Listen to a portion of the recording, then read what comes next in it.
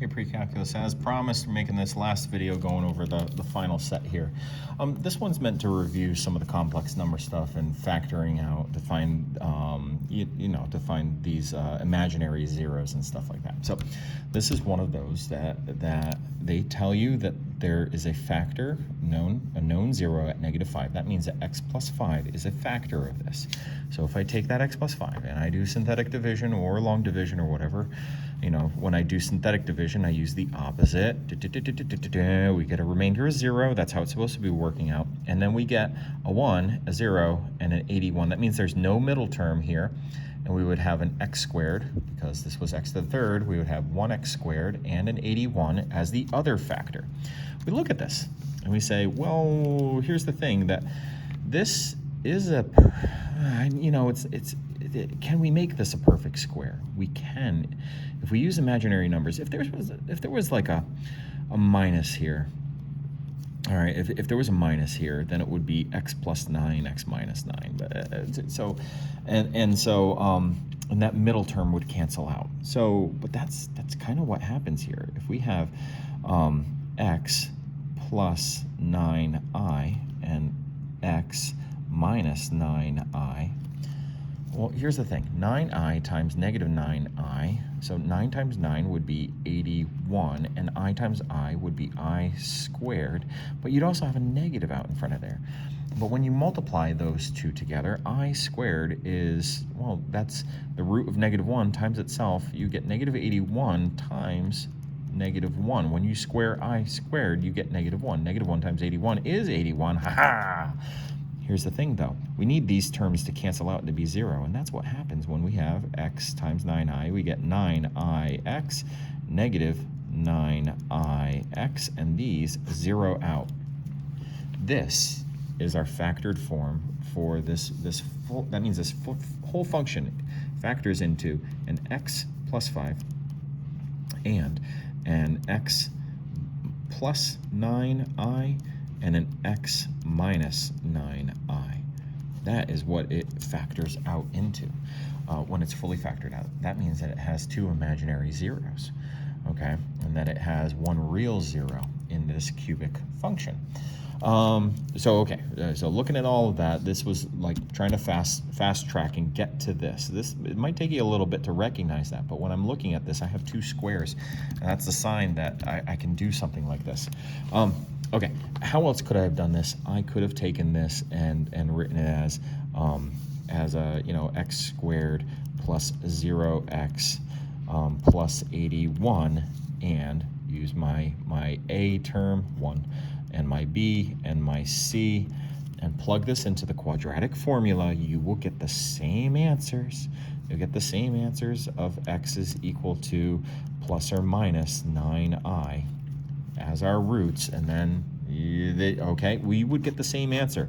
This is all about strategy, and on the test you get to use your own strategies. You get to choose how you want to divide. I chose synthetic division.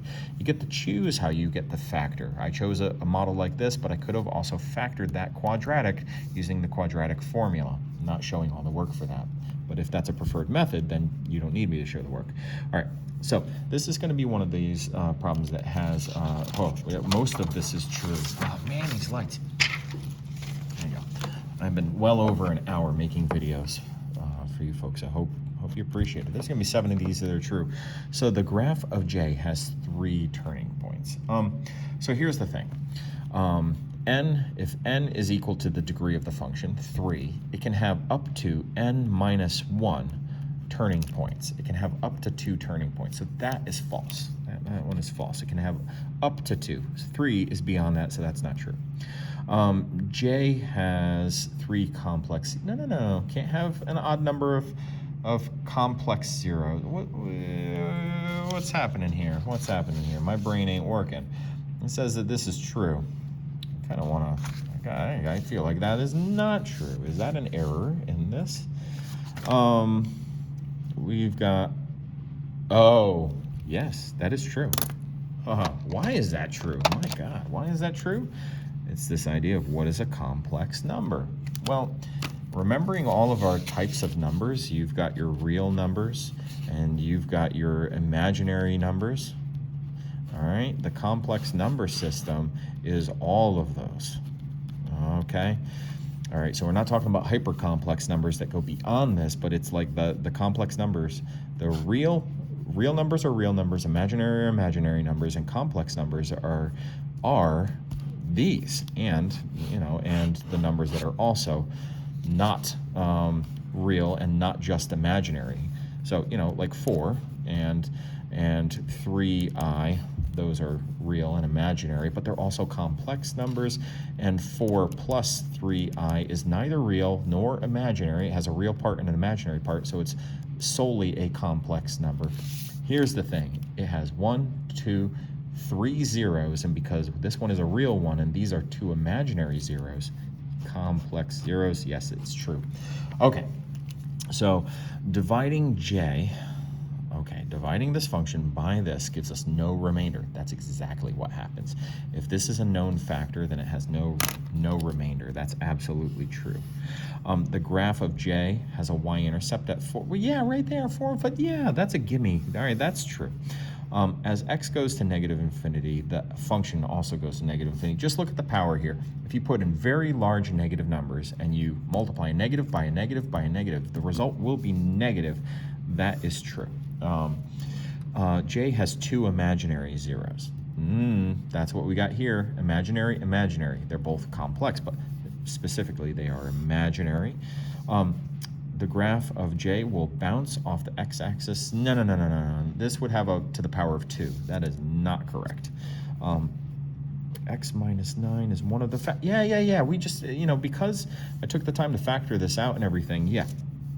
We see that that's one of the factors. Again, see the work here, or see the work here, using your quadratic formula. The 0 at -5 has an odd multiplicity. Well, the multiplicity is a multiplicity of 1. That's odd. Okay, that works. 1, 2, 3, 4, 5, 6, 7. There's our 7.